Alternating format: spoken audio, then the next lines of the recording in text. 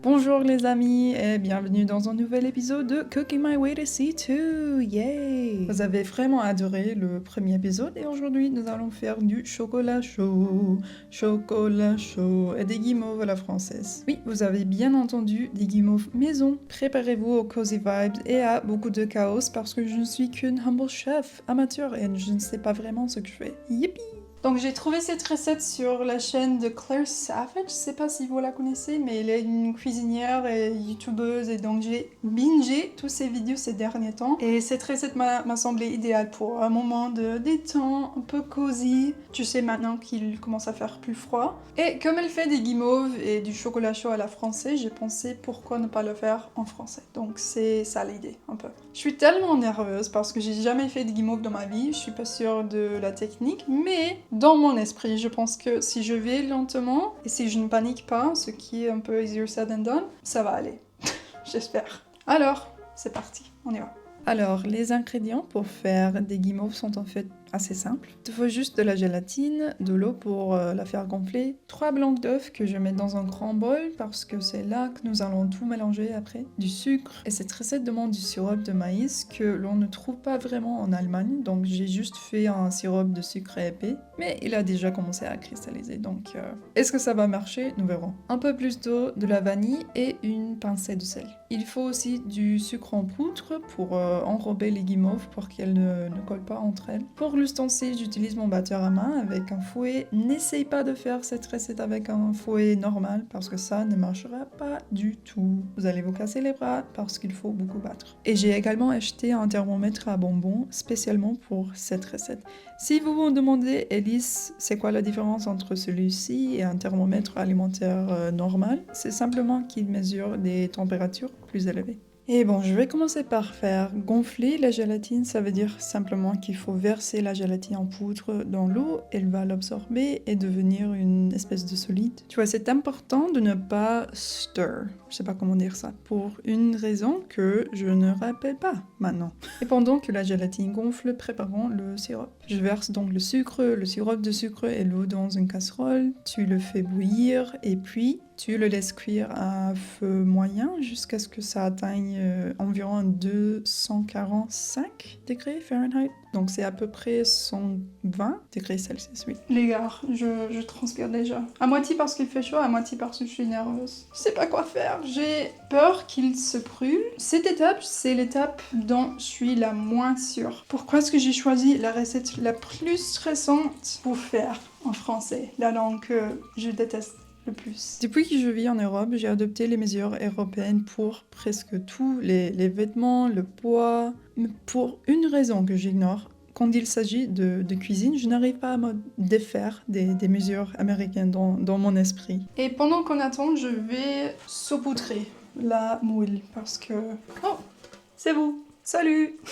Mais oui, il faut la saupoudrer parce qu'on ne veut pas que les guimauves se collent à la moule. Donc tout ce dont vous avez besoin pour cette étape, c'est du sucre en poudre et d'un sève. Je sais pas comment dire sève en français. Cela semble facile, mais je voulais aussi en mettre sur les bords du moule et en essayant de faire ça, j'ai tout sali. Qu'est-ce que j'ai fait là? Oh mon dieu, ok, j'arrête.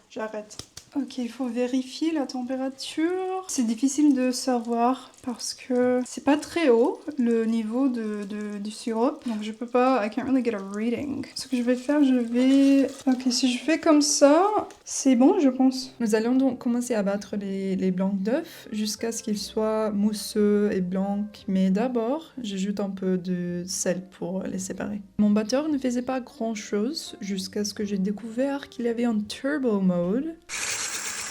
Alors oui, c'était génial. Mais quand même, cela a pris beaucoup de temps. Look at this face. Je suis fatiguée. Est-ce que je fais ça correctement? Je ne sais pas. Cette étape de la recette demande beaucoup d'allers, de retours, parce qu'il faut constamment vérifier la texture des blancs d'œufs et en même temps la température du sirop. C'est très sensible au temps.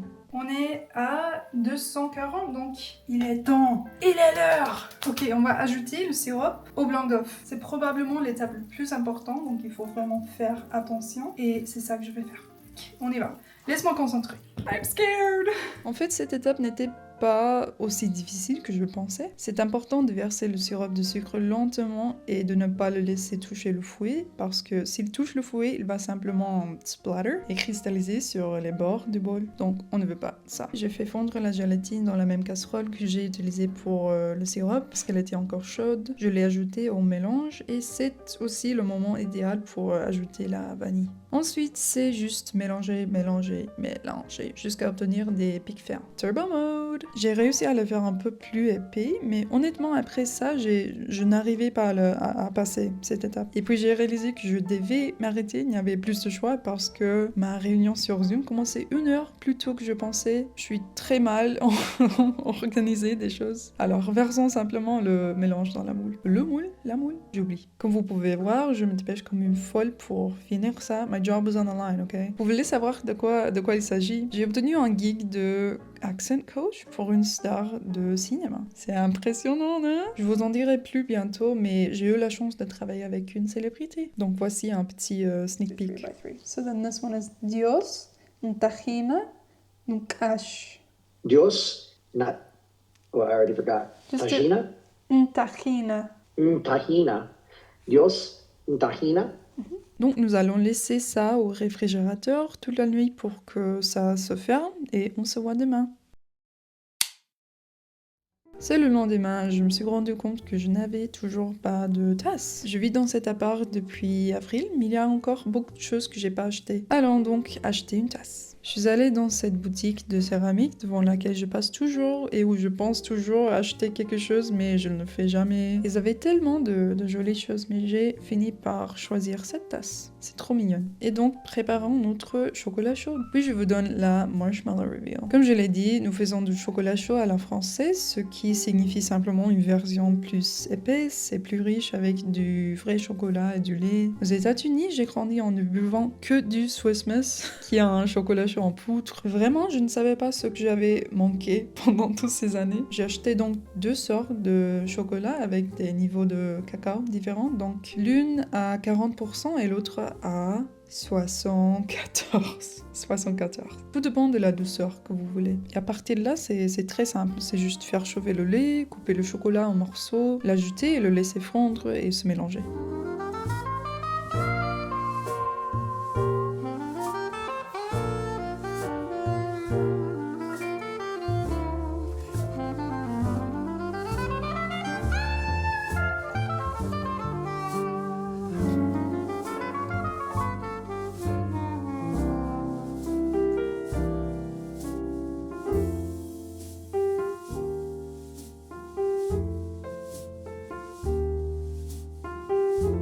Bon, c'est l'heure de dévoiler les guimauves. Les guimauves sont encore un peu trop molles et liquides. Je ne sais pas ce qui s'est passé, les gars. Elles ne se sont pas fermées autant que je le voulais. Je pense que le problème vient du fait que je n'ai pas assez battu les blancs d'œufs avant d'ajouter le sirop de sucre. Donc ils n'ont pas pris assez de volume et d'air. Mais quand même, je pense que le goût sera excellent. Et donc, c'est l'heure de l'essayer.